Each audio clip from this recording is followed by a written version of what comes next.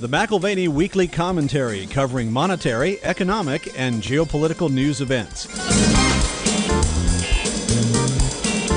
Now, here are Kevin Orrick and David McAlvany.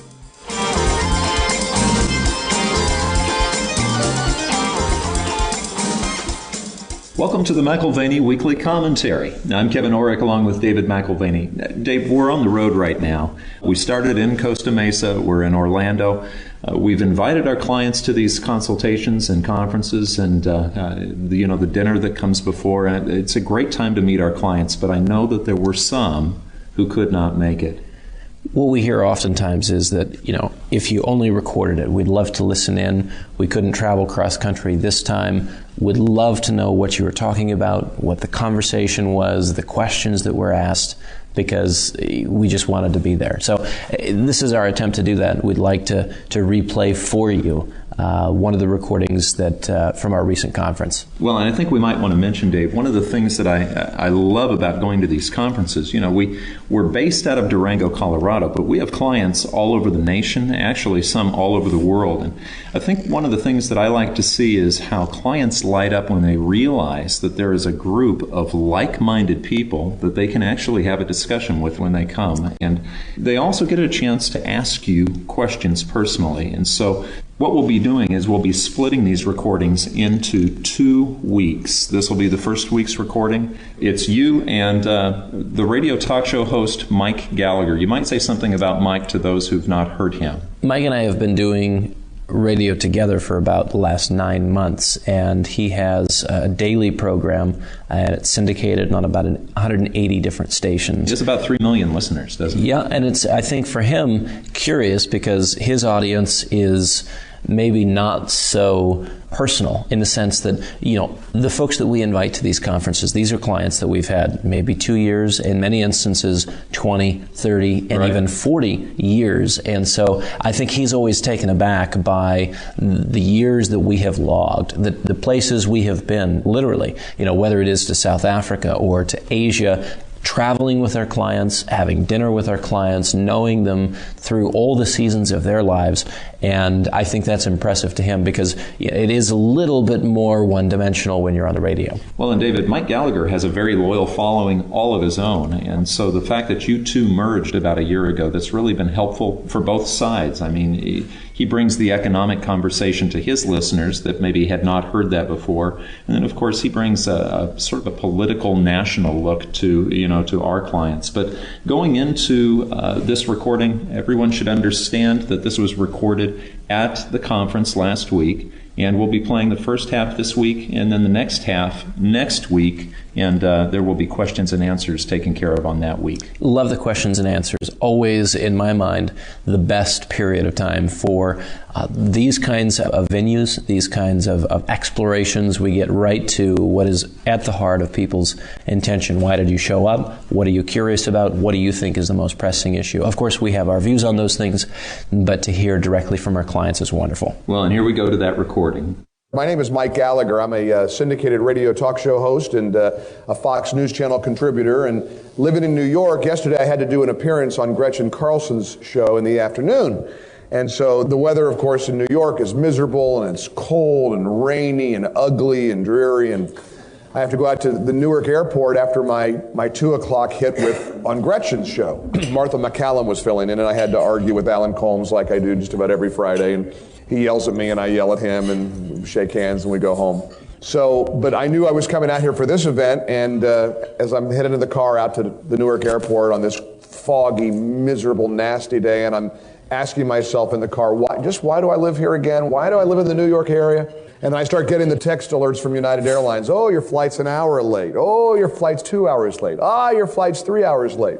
So, long story short, as I pull in here this morning at about, 3 or 4 a.m. New York time, and I see this beautiful community that you all get to live in and experience. I hope from a New Yorker's perspective, you know just how blessed you are to live in a place like this that is so beautiful and so clean and so lush. I can tell you all about the water towers of Newark and the miserable, horrible weather, but that's the price you got to pay to I guess, to work as a broadcaster. Every week on my radio show, I visit with Dave McAlvany, and we have this wonderful segment. And this is how I was first drawn to the McAlvany financial story. Because for my listeners, and I'm a pretty mainstream news talk radio host guy. We talk about politics and issues and social issues and the direction of the country and the economy. We talk a lot about money. And over again, I keep hearing callers and listeners from all over the country, and I'm proud. We've got about 180 stations around the country and some 4 million listeners. And a lot of my listeners say, what about my future? What about my pension, my 401k, gold? What about my retirement? And along comes Dave McAlvany from McAlvany Financial and this partnership that has been on my radio show now for the better part of, I guess, almost a year, 6 months to a year. And I have just been so enamored with the McAlvany story. In my business in the talk radio world, there are a lot of screamers and arm twisters and people who hype gold and a backdoor way to get to gold and all that. There's a glut of companies that do that. And I've never wanted to do business with them. But after I learned about the McAlvany financial story and the reputation, and I got to know Dave, I have just become so impressed and enamored with the benefits that McAlvany has been offering clients for many, many years, the philosophy that Dave and his team have about gold, which is very unique and different from some of the screamers and the what I call the used car salesmen out there when it comes to gold. And so I'm real privileged to be here with you to kind of spend some time talking about the economy, about your investments, about gold, about jobs, about growth. I try never to drag Dave into politics because as you might suspect, I'm not a real big fan of the direction of our country right now and some of our leaders in Washington. But this poor guy, this poor guy's like, no, I'm not I'm not going to start ranting and raving like you do, Gallagher. Dave is very low key. He's like a solid rock. But we're very pleased and honored that you could spend some time. I first of all would like to have you join me in giving a nice Orange County welcome to Dave McAlvany. That is a little nerve-wracking for you, right? Every time you do a hit with me and you hear me go on my latest rant about how the president's ruined the country, and a caller will call in and say, well, he's from Kenya, and you get a little nervous, don't you? A little flop sweat before you do one of our segments. Yeah, on the other hand, politics and policy is a part of the economy, and it's a part of the financial system, and so the way that all these things interweave, it's fascinating. Yeah. It is fascinating. I think most people feel that they have to take a side, and it has to be very determined. Here's what I believe. This is what it has to be this way. We certainly have our own beliefs, and they're very strong and stark. But I think one of the things that we realize is that the market and the economy function in a certain way, and you have these various inputs, and you have to understand the inputs from a somewhat dispassionate perspective. So while I have personal political views, there's this thing called the voting machine, the marketplace, which is trying to take in information, some of it's political, some of it's policy related, and make sense of it and figure out what the result is, what is the impact. And so it's one thing to come at politics and policy from the I believe standpoint, and it's another, as you have to do in asset management, from the more or less unemotional, what's the cause and effect here? Right. So it's a challenge sometimes to figure out which hat to wear, the personal I believe, or what is the consequence going to be, and how will the general public perceive these events, these policies. And the truth of the matter is, most of these issues should be apolitical. I mean, I'm in a kind of a political arena with a talk radio show, but everybody's impacted by policy, everybody's impacted by the economy, everybody's impacted by, as I said, the private sector, the public sector, the role of government. And so it is kind of interesting to me to watch an evolution of people over an issue, for example, like the affordable health care. That's become a real lightning rod, and of course a lot of people were very excited about the idea of the promise of what's been, now the term has been coined as Obamacare. But then as people started seeing their premiums skyrocket and employers had to start laying people off and companies realized they could not afford to maintain the coverage that their employees had, the tide has turned. And it's fascinating for me to hear people who are loyal, liberal Democrats, for example, who said, wait a minute, this is not working for me. Economically, this is killing me. And all of a sudden it becomes a non-issue politically. It's not really right or left or Republicans or Democrats. It's sort of like we're all in this together financially, and how do we plow through this? And so this morning we're going to spend some time talking about a lot of these issues and these components. Obviously the microphone there in the middle of the room is for your questions, and as I've known when we've done these seminars before, we take all the time you need or want when you have questions for Dave McAlvany. There's a few slots left for consultations tomorrow. Dave will be in town all day tomorrow here. But we're here for you to answer your questions and give you as much information as we can, and tell you all about ways that you can protect and preserve your assets and what you can do with them in the future. I want to start, if we can, Dave, talking a little bit about jobs. And these are the kind of things, again, that I hear from my listeners from all over the country all the time. Unemployment levels on the surface, we'll get some good news. We get a story. In fact, yesterday when I was doing my hit with Martha on Fox, they had a Fox News alert, and they talked about jobs numbers, and on the surface, they seem to be heading in the right direction. But I also know that the labor participation rate is awful. It's dismal. Now, this can't be a sign that things are good, yet stocks keep going higher. Can you talk about why job creation is so bad right now and why the market seems impervious to it? Well, on average, we need roughly 2% job growth per year, and that's to keep up with sort of demographic growth, folks coming into the economy. And we've had a total of 5% in a cumulative number since the year 2000. We're not keeping up with that 2% annual, and have things improved since the lows of 2008, 2009? Arguably they have, but some of it is sort of creative math, if you will, and we'll talk about that today. Some of the models that are used, who's counted, who's not counted. But Mike, as you mentioned, the labor participation rate, 62.8%, is the lowest it's been since 1978. There are things that you don't get in the U3 number. The U3 number improved. This is just 10 days ago, or thereabouts. U3 improved from 6.7 rather to 6.3%. Well, that is an improvement. I mean, clearly, there's less people unemployed, more people working. But when you dig into the details a little bit, you find that, again, it's not that we're looking for bad news. It's just that you have to look at the numbers behind the numbers. So 288,000 jobs were the jobs created. As you look at all of the inputs, job losses and job creations, coincident with the job creations were 234,000 jobs created by the birth-death modeling. Birth-death modeling is where the Bureau of Labor Statistics takes all the people who were born, all the people that are supposed to die, and just sort of on a rolling average say, okay, well, this time of the year, we think there's going to be X number of people coming into the job market. This is not actually counting jobs. This is literally a statistical aberration. And so 234,000 jobs were created, quote unquote, through the birth-death modeling. So you can look at 288,000 and say, well, this is great. We're on our way to recovery. In the total mass of additions and subtractions, you've got an addition there of 234,000, which is just, I think for the man on the street would be a subterfuge. It just doesn't make any sense. Those are not real jobs. And so to have the impression that things are improving considerably, you've got to basically ignore a couple of very significant factors.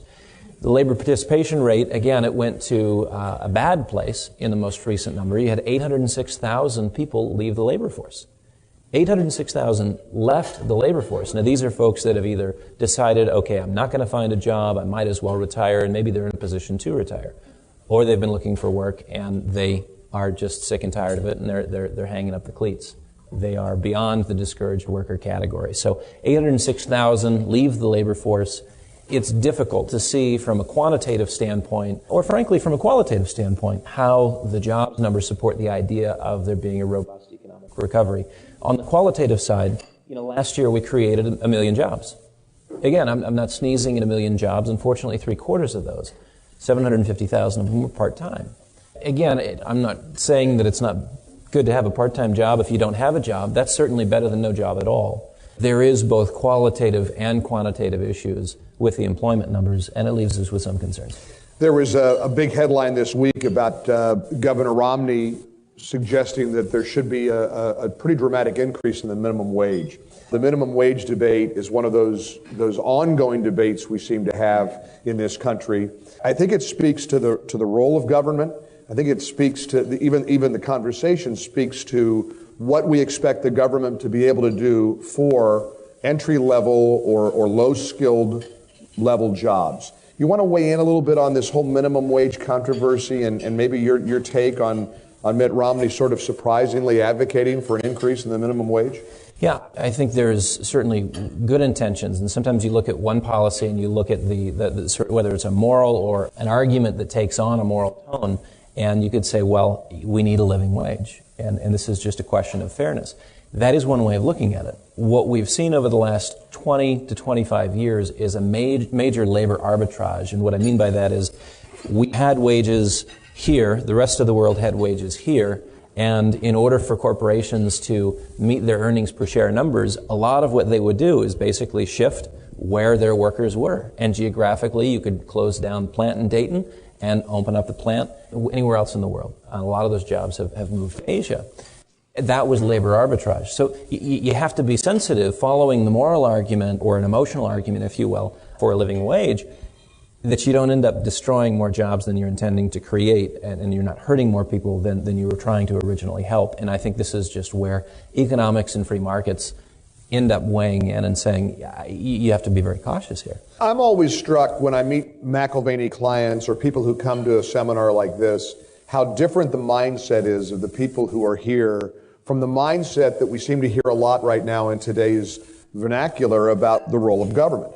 In other words, it seems to me that the people who are interested in how to protect their assets, people who are concerned about want to know about gold, want to know about their 401ks, their pensions, it's kind of a different mindset from the cradle to grave, government will provide ideology that I think a lot of Americans have right now. I mean, and again, I'm always trying to be mindful, not trying to be too opinionated with all these economic issues, but they're really, we just seem to be drowning in a sea of entitlement, aren't we? I think it's the contrast between makers and takers and a mindset that comes with, even when it comes to asset management and sort of protecting what you've earned. Have you created wealth throughout your professional career, and do you want to keep what you've made? If you're on the other side of the spectrum, the takers, it's just a question of who's going to write the check. Is it going to be the state or the Fed? And how quickly can we get it? I want to go back, if I can, for a minute to this makers-takers equation and this sort of belief that the government has to provide.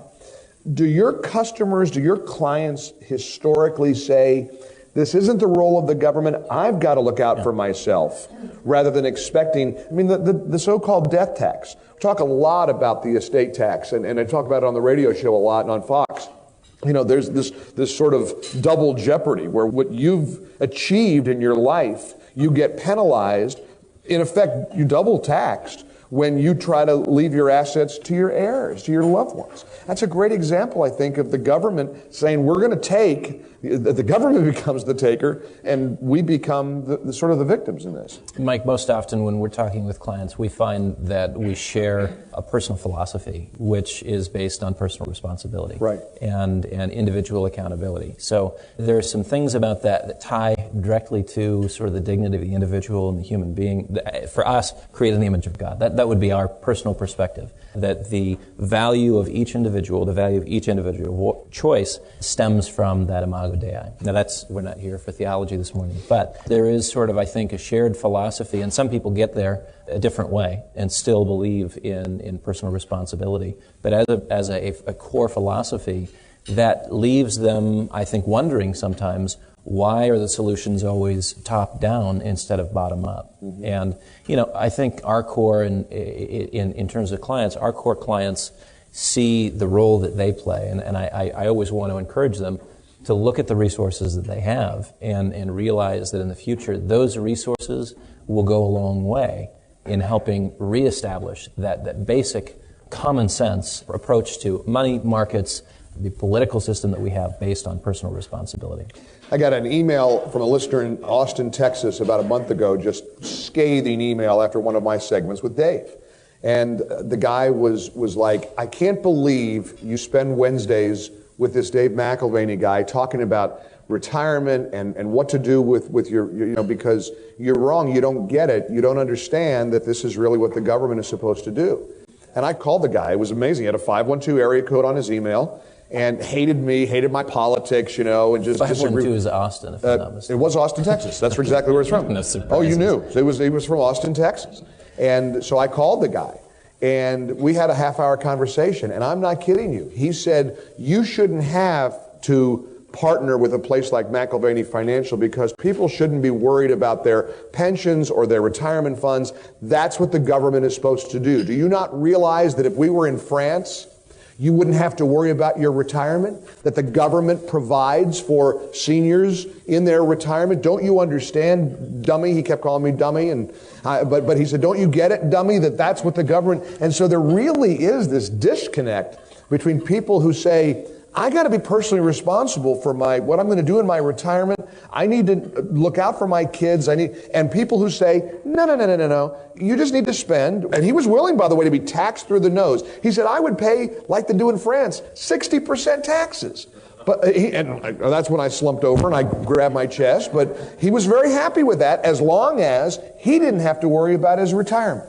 David was amazing. Well, to roll the clock back even further, you look at the idea of retirement, and it's a fairly modern concept. It wasn't brought about in the idea of having a date at which you walk away, hang up the cleats professionally. That wasn't established until Otto von Bismarck.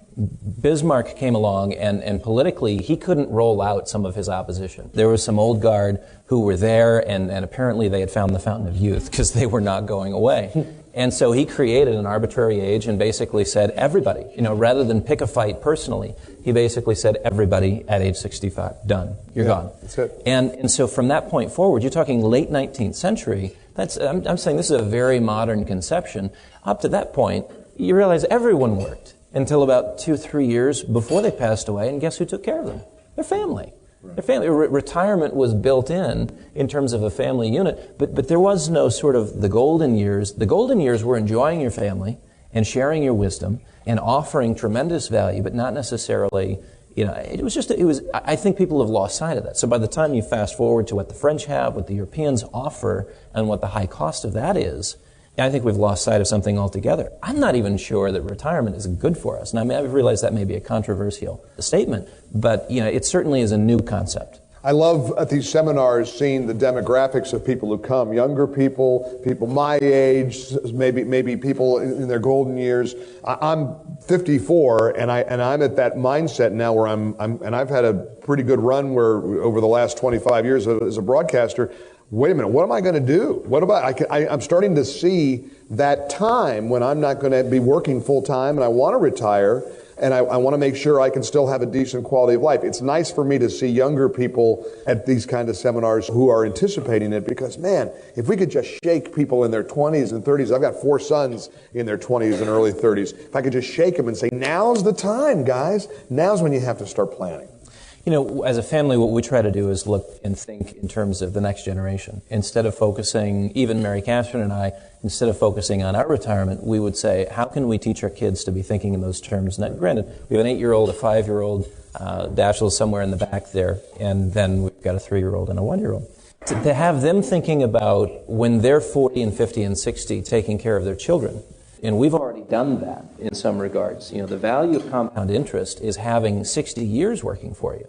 So for me to be setting aside what amounts to peanuts for the first 5 years of our kids' lives, and to see that grow for 60 years, you've got time on your side, which is one of the things that you have to have. I mean, when Einstein was suggesting that the power of compound interest is one of the most powerful forces in the universe, he's basically looking at the exponential function. As a scientist, he's looking at the exponential function, and it doesn't matter if it's, bacteria in a petri dish and the number of times that it doubles until the petri dish is very colorful and growing everywhere, or money in terms of growth of assets. You have to have time on your side. And I think if anyone in this room takes that approach and says, well, maybe that wasn't the forethought that was sort of imputed into the family, but I can begin that now. Start it now. Yeah, and I mean, again, it takes next to nothing If you do your time value of money calculations, saving virtually nothing for your kids, or for your grandkids for that matter, earmarking it for, if it is retirement,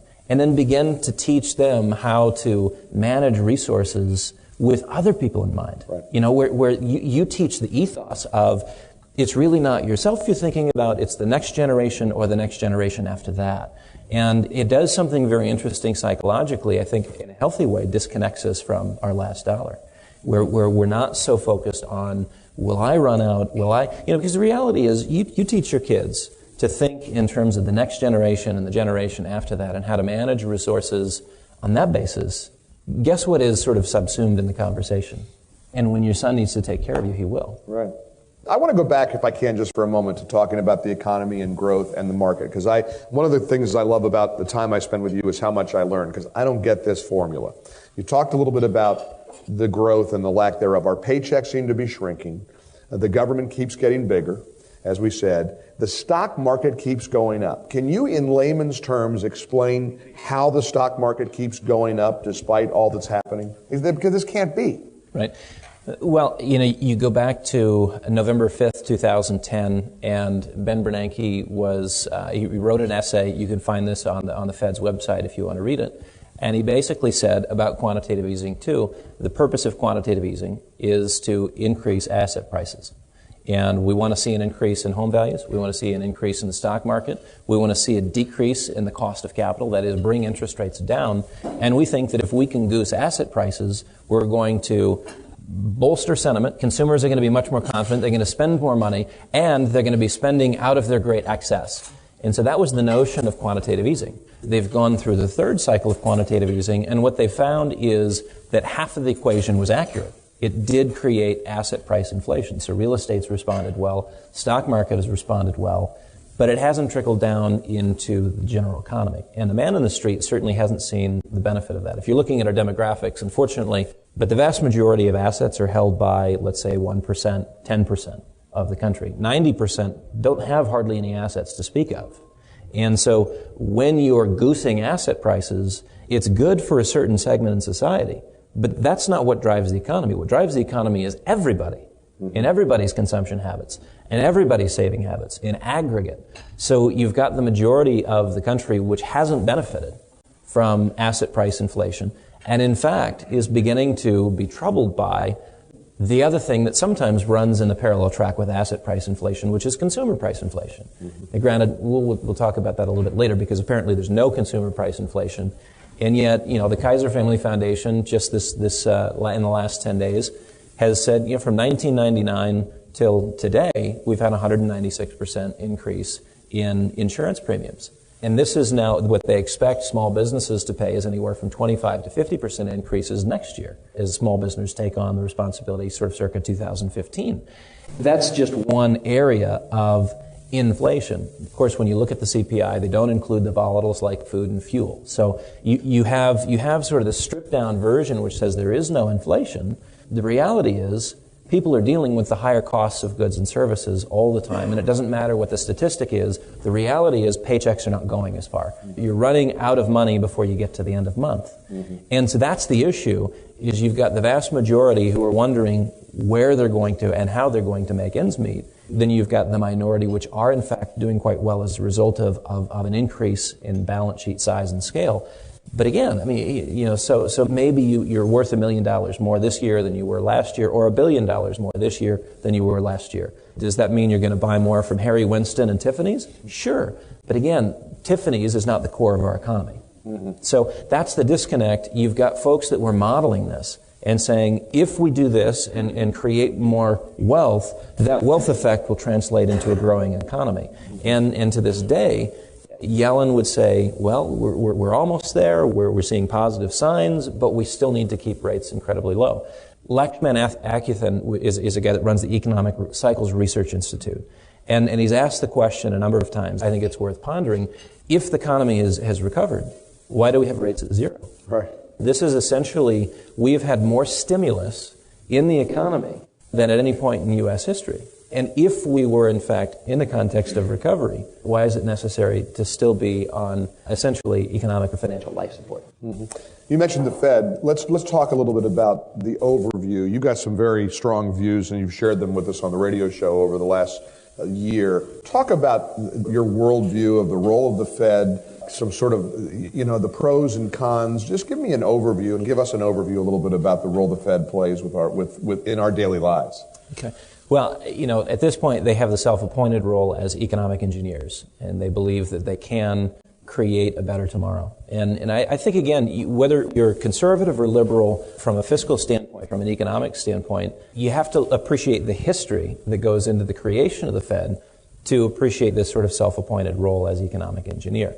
Number one, the idea of being an economic engineer basically says that our policies are powerful enough and more important than the voting that takes place every day as consumers decide what they want to buy, what they want to own, what they want to invest in. And this is how we end up with price discovery. What is the price? What is the value? What is the value of a gallon of milk? Is it $3? Is it $8? What is the market willing to bear, et cetera, et cetera?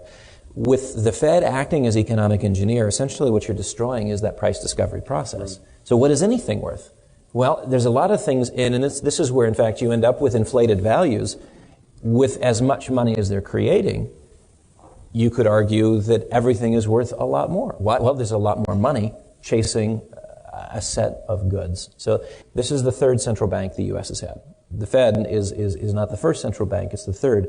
The first and the second, they were allowed to go the way of the dodo bird in large part because it was deemed by the general public to be the source of corruption, both in politics and on Wall Street.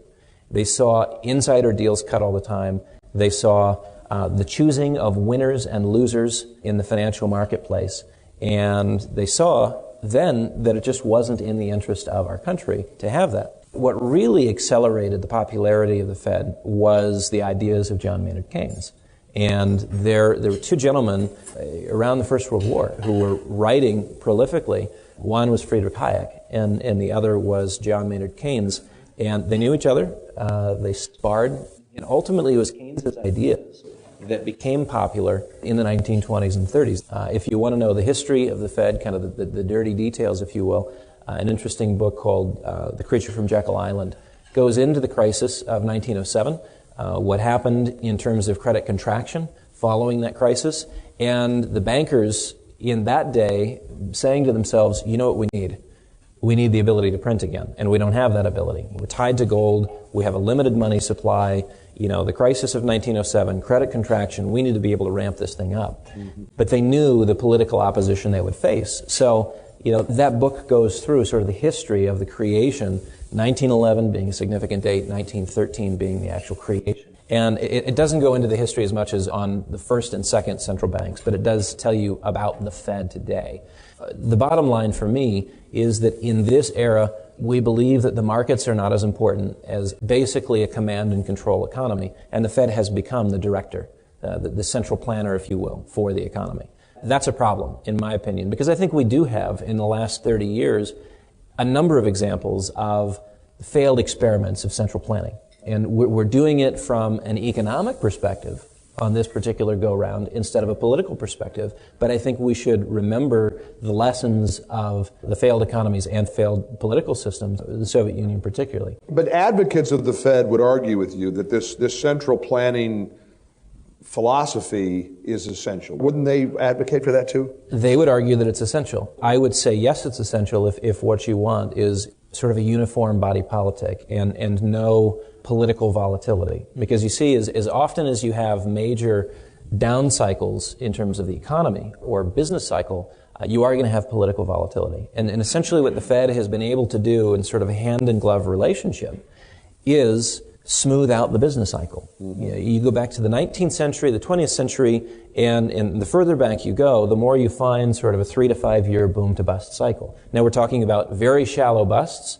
and not so impressive booms. But you had essentially, sort of 1860 to 1914, if you want to pick that particular period, a period of deflation and relative business stability. And we today believe that deflation is destabilizing and dangerous. Deflation is essentially where your dollars buy more and more. instead of less and less. In an inflationary environment, it takes more and more dollars to buy less and less in terms of goods and services. But a mild deflation is actually ideal for economic growth. Here's the problem. From a political standpoint, and all of this came into being when we developed a progressive tax system in 1913, the same year we created the Fed. The progressive tax system, again, we know that came where you penalize the highest income earners and then it's graduated on down. The issue with taxes is, I think, fairly straightforward. If you have an economy which is biased towards inflation, then the tax take is always on the increase. The problem with deflation for central planners is that you can in fact see no real way to grow your tax base. Imagine making $100,000 and only being able to buy $50,000 worth of goods.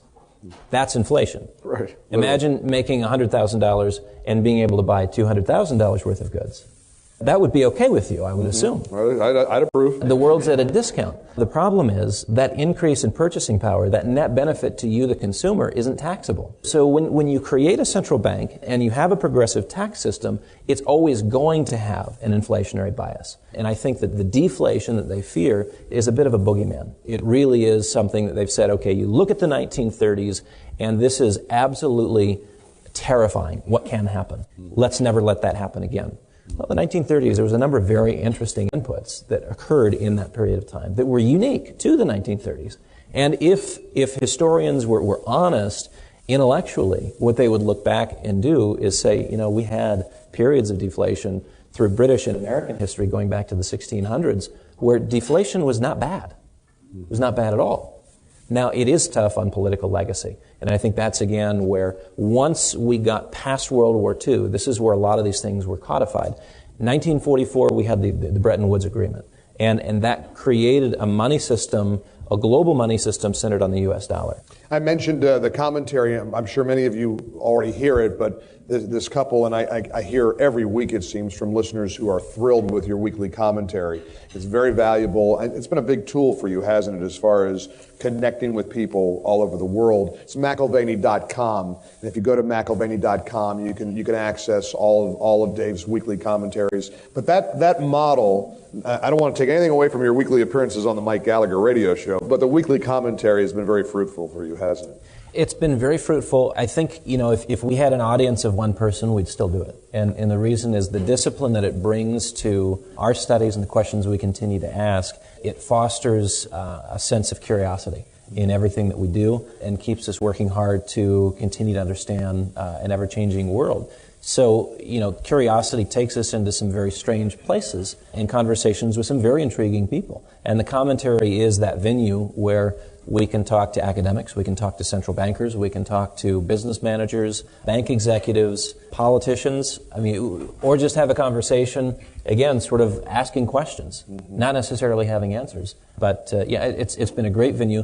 And I think for our clients, and maybe some of you listen to the commentary as well, it is also a place where you can come alongside us as we continue our education, and you can sort of get your continuing education credits, if you will. The world is very complex. I don't think anyone has it completely figured out. Anyone who says they do, it may be an issue of integrity, it may be an issue of just pride, overestimation. Nobody has it figured out. And so continuing to ask questions is really important. This is something that adds a discipline to our life, and maybe it's a weekly supplement for you. Every Wednesday, wake up, have a cup of coffee, listen to the commentary. I know a couple down in Mexico City, it's the way they spend their Friday evenings. They pop popcorn, have a nice glass of wine, and listen to the commentary. That's neat. And they've been doing that for 5 years. And they don't listen to it on Wednesday, but that's how they like to spend Friday, and then they have a discussion about it. And the kids come over on Sunday, and it feeds into conversation. Well, it's kind of eerie. The people who are, you have like religious, devoted, fanatical followers of this commentary. I'm not kidding you. Every Wednesday it's a big deal because people glean so much information and so much knowledge from it. So I urge you, if you haven't done it, go to McAlvany.com and get the Wednesday commentary. Let's talk about debt. Debt's a very, very crucial part of this conversation today, Dave. It cannot be good when it keeps going up. More and more of our federal budget is committed to paying the debt. People are worried that when interest rates spike, the interest on the debt payments will rise as well. Isn't that true? Yeah, and I guess the real question is, will interest rates spike? Apparently the Fed is in a position today to buy interest rates down, and that's what they've done through quantitative easing. Last year they represented the 100% buyer of mortgage-backed securities, and at one point they were 75 to 80% of all new issued treasuries. The Fed CEO Fisher from Dallas said that by the time they're done with QE3, they will be roughly 40% of the total of all mortgage-backed securities and roughly 25% of all the treasury market. Wow. So, I mean, essentially the benefit that they're getting from that is rates are lower than they would be otherwise. And there's some benefits to that.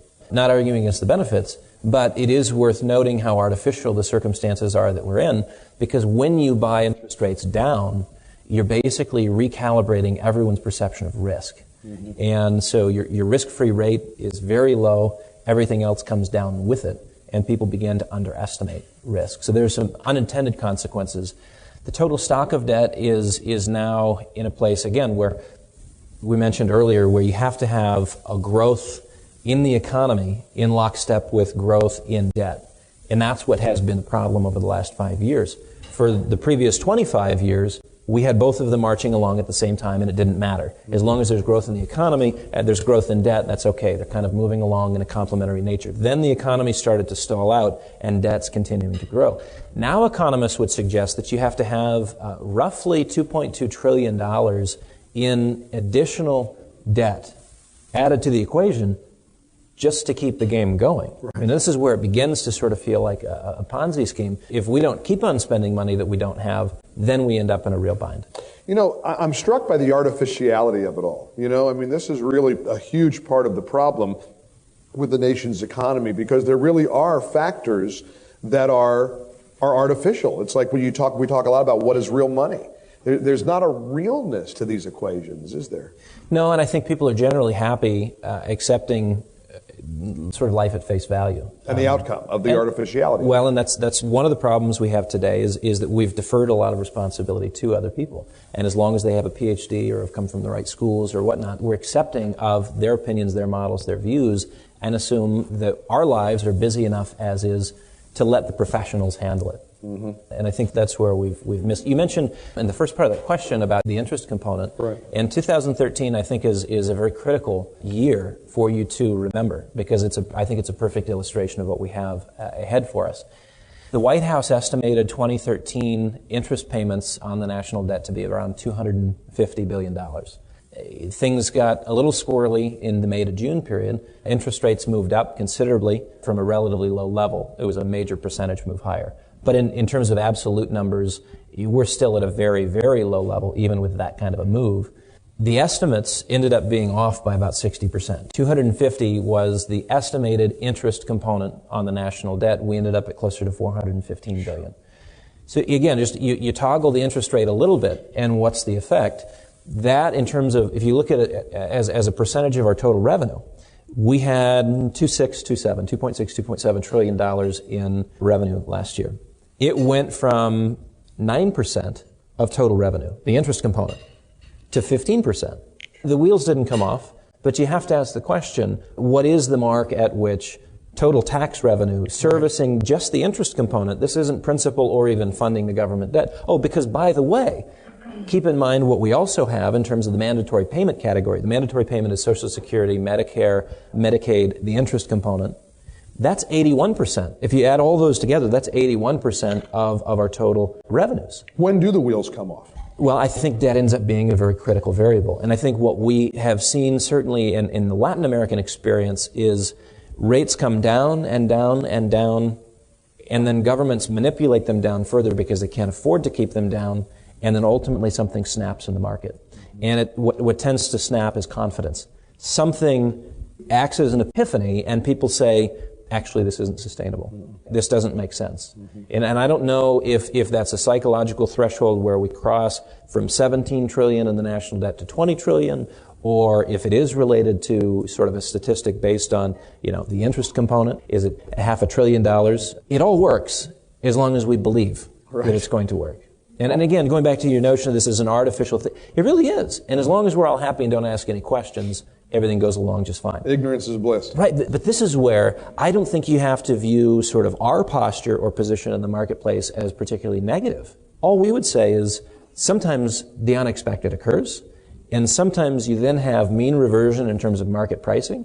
And if you've been cognizant of how markets fluctuate, swinging from extremes of greed to fear over about a 30, 40-year cycle, you may be able to find yourself buying assets very inexpensively. And instead of playing games in your financial life, picking up pennies in front of a steamroller, just hoping that you eke out a couple of percent more in terms of gain, you can expand your footprint in the marketplace 3, 4, 5, 10-fold. Essentially buying the world for 10, 20 cents on the dollar. So our view is anything but negative. It's just with some awareness of how history works, of how people work, of how the markets function, and how dysfunctional our markets are today. Apparently healthy, utterly dysfunctional. There's opportunity in that. Now, is that opportunity tomorrow, or is it 6 months from now, or is it 36 months from now? For anyone who's keeping their powder dry and not being overly committed to the equity market today, guess what you have? The world is your oyster. That's right. We're going to spend some considerable time on gold. That's a big issue for people and McAlvany Financial Group has a very unique story to tell about and some exciting news coming that's happening right now with gold and with precious metals. I want to talk about the war on savings for a moment. I mentioned the estate tax or the so-called death tax. A lot of people are frustrated because the Fed's low interest policies have really punished people who've saved their money. Can you talk a little bit about that formula and how people are being penalized when they've done the right thing? Sure. So in a low interest rate environment, what financial experts would call that is financial repression. And that's an actual term. Financial repression, when you take interest rates to the zero bound, essentially you are determining the winners and losers. You are determining where the capital is going to flow. On an annual basis, there's about $400 billion that should have gone to households in the form of savings income. But in a low interest rate environment, it's gone to the banking sector instead. So you have basically the recapitalization of the banking sector on the backs of households. This was done in the 90s when there was a collapse in the banking system in China. It's in the playbook. If you are a state manager, a financial manager, not as in sort of what we do, but at the state level, running the People's Bank of China, running the Fed, this is a strategy. So financial repression basically takes your income, whatever you have sitting in the bank. You should be able to buy more than a pack of Wrigley's spearmint gum or a Starbucks coffee with your annual interest. And it's not because there's nothing in the bank account, it's just there's nothing coming into the bank in terms of income. That income has been foregone. It acts as a subsidy to the national debt. And again, $400 billion each year over the last 5 years has gone to the banking sector in terms of recapitalization. Mm-hmm. So it is something that affects households. It is something that affects anyone living on a fixed income. If you assumed that you could save $500,000 to $1 million before your retirement and sort of supplement Social Security with income, the awkward position that this has put you in is in order to get the income that you are counting on, which, past tense you would have said, $100,000 is going to contribute $5,000 in income to you each year. How does that work? Well, 5% interest, right? Mm-hmm. So $1 million is going to supplement your income, $50,000 on top of Social Security. You've paid down all your debts already, and living on $70,000, $80,000, $100,000 a year, comfortable existence. Except that 5% is not even 1% anymore. So you've seen an 80 to 90% reduction in your supplementary income. Mm-hmm. You see, and so what does that force you to do? It forces you to go shopping for higher rates of income. But the only place that you can get higher rates of income are in areas where there's greater degrees of risk, whether that's credit risk, liquidity risk, or what have you. So you've seen a major push into high yield, what they euphemistically call high yield bonds today. We used to call them junk bonds for a reason. Mm-hmm. And there's that kind of a trend. There's also a trend into high dividend paying stocks. Why? Well, the argument has gone, bond market, stock market, if you want to compare the two, it looks like the stock market has a better value, plus you have an income kicker. You're going to get 2-3% in a high dividend paying stock, plus you've got growth in the equity markets.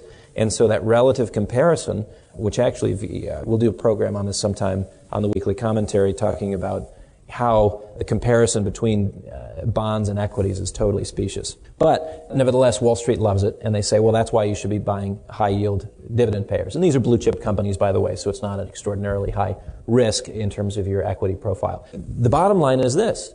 You thought you were going to be sitting in a bank account where you're collecting interest and doing it very safely, and what's happening instead?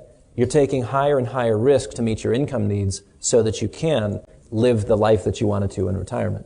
Increasing your risk profile as time goes on.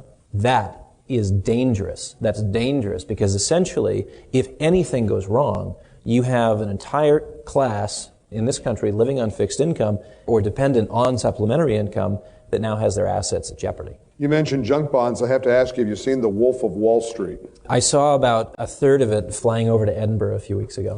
I was just surprised. I think it set the record on the number of times the F word was ever said in a movie before. I didn't learn anything about the guy and the way he did his business with the junk trading and all that, but man, Hollywood loves that movie. Well, what's interesting is, the man in the street came to the conclusion that those kinds of activities were only possible when there was too much funny money floating around the system. And again, that goes back to why the first central bank was put to pasture and why the second central bank was put to pasture, because they thought that ethics, morality was basically thrown out the window. Wall Street and Washington, you will spend any amount of money that you give them and more. And we know the and more part, that's 17 trillion and more, and more, and more. Wall Street, if you throw money at them, what will they do? Yeah. OPM, other people's money, is something that is really fun to play with, according to Wall Street. And you see an example of that in The Wolf of Wall Street. I don't think all of Wall Street's like that. Right. But I do think that Wall Street's behaviors are altered by too much liquidity. And I think, not to the extreme that you have in that movie, but you do have altered behavior nonetheless, and none of it's particularly prudent in the context of too much money floating around the system. If you're looking for a movie that explores ethics and morality, that is not the movie to see. I'm telling you, avoid it at all costs. It's bizarre. I want to talk about the stock market and bubble levels before we go on, and I want to spend, as I said, some time on gold and your philosophy about gold. But a lot of people are worried about the stock market reaching bubble levels, but there's a dilemma. There's a real conundrum here. People, think that putting more money into the market just because it's so high might be stupid, because as we talk about that artificiality, but that they're worried that they're just as dumb or dopey taking their money when the market seems to keep rising. So talk about that dilemma that a lot of Americans face. Well, part of the dilemma goes back to not having very many good safe alternatives. So there's a part of the calculus which is, why would I sit in cash?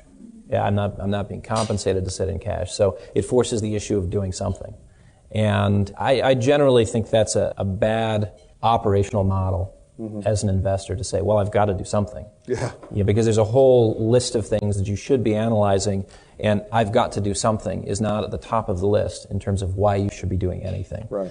When you look at equities today, they are overvalued. Why do we say they're overvalued? Wall Street likes to bring out two versions of the price-earnings multiple, sort of the backward-looking and then the forward-looking. The forward-looking is patently absurd because we have no idea what tomorrow's earnings are going to be. So you can have your estimated earnings, and it's a bunch of hokum. Nobody knows, right? On the other hand, the backward-looking earnings we find to be somewhat irrelevant because we've had a tremendous amount of manipulations with short-term earnings, and it has everything to do with the compensation that executives receive. They're compensated on the basis of, basically an improvement in earnings. To be able to bring them down in one quarter, revive them in the next, they're paid handsomely on the revival. And to be able to, you can look back over the last 20 or 30 years and see that as compensation went towards stock options, as compensation started favoring your C-suite, your chief financial officers, your CEOs, your COOs, your CIOs, with handsome compensation, earnings became much more volatile. And their compensation is certainly a part of that. Andrew Smithers, if you want to see sort of a real critique on that, Andrew Smithers has done, I think, the best work in terms of exploring executive compensation and its role in distorting earnings. Is it overstated, though? Because obviously a lot of people say that that's solely the problem here, is the executive compensation factor. I mean, it plays a part. It's not the only thing, because, when you're looking at earnings, they're also not factoring in inflation. Right. So you could basically take your earnings and subtract by, 30, 40, 50%. And you're closer to a real number in terms of earnings. And so what Schiller, what he did is he basically said, we're going to take what they used to call the CAPE, which is an acronym, cyclically adjusted price earnings multiple. You're adjusting it for a cycle. You can either do it for 5 years or 10 years, and then you bring it into real terms, factoring in inflation. So Robert Shiller, what's now called the Shiller PE, is a 10-year rolling average in real terms of the price-earnings multiple. That number today comes out at about 25.4, as compared to something that you can basically shave off 10 points to get to what people usually consider the PE to be. Shiller would say we're 65 to 70% overvalued at this point. Stock market is overvalued by 65 to 70%. So, in the same vein, talking to Andrew Smithers, which was one of the guys that we went to meet with in Edinburgh a few weeks ago, same thing. He would say 70 to 80% overvalued only because he looks at both the Shiller PE and Tobin's Q. James Tobin was the Nobel Prize winning economist who popularized something called Tobin's Q. And essentially it uses Fed, out of one of the Fed's reports, Z.1 section 103B, and it looks at basically the value of equities, the value of companies in the country. And you're just looking at the stripped down land, plant, and infrastructure, essentially. If you had to replace the company today, go out today and replace the company, what's it going to cost you to replace the land, plant, and infrastructure? And so what Tobin's Q does is basically give you an over-under.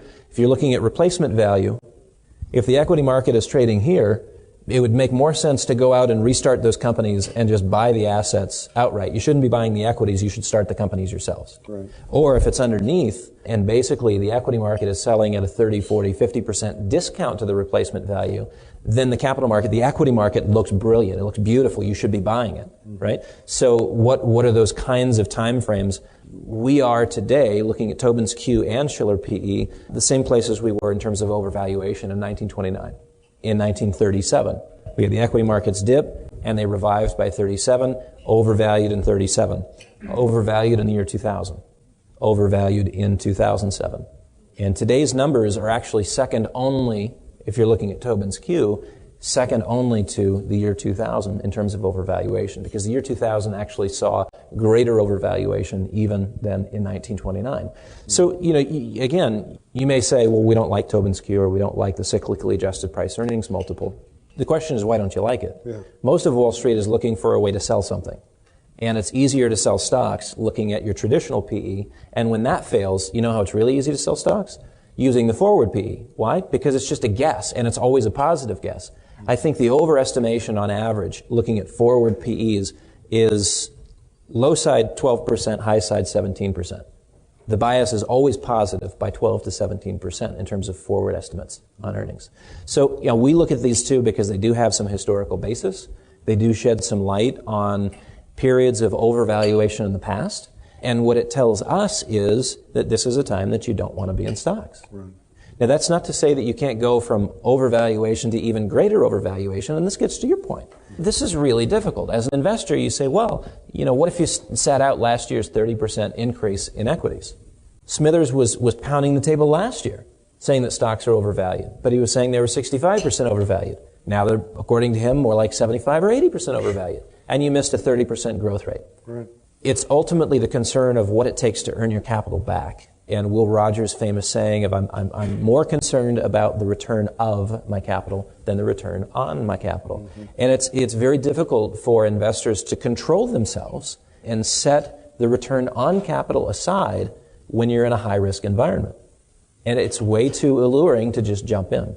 Could you jump in today? Sure you could, and you might have growth for the next 2 or 3 years. One thing that CAPE or Shiller PE and Tobin's Q doesn't tell you is when things come unwound. Mm-hmm. Doesn't tell you when. It just tells you that you're overvalued and that your confidence in the market is misplaced. That's all it says. Mm-hmm. It doesn't say that you can't make money in the market next year. It just says that when there's a comeuppance, it's going to be very unpleasant. Not going to be good. No. You've been listening to the McAlvany Weekly Commentary. I'm Kevin Ulrich along with David McAlvany. You can find us at McAlvany.com. That's McAlvany.com. Or give us a call at 800-525-9556. This has been the McAlvany Weekly Commentary. The views expressed should not be considered to be a solicitation or a recommendation for your investment portfolio. You should consult a professional financial advisor to assess your suitability for risk and investment. Join us again next week for a new edition of the McAlvany Weekly Commentary.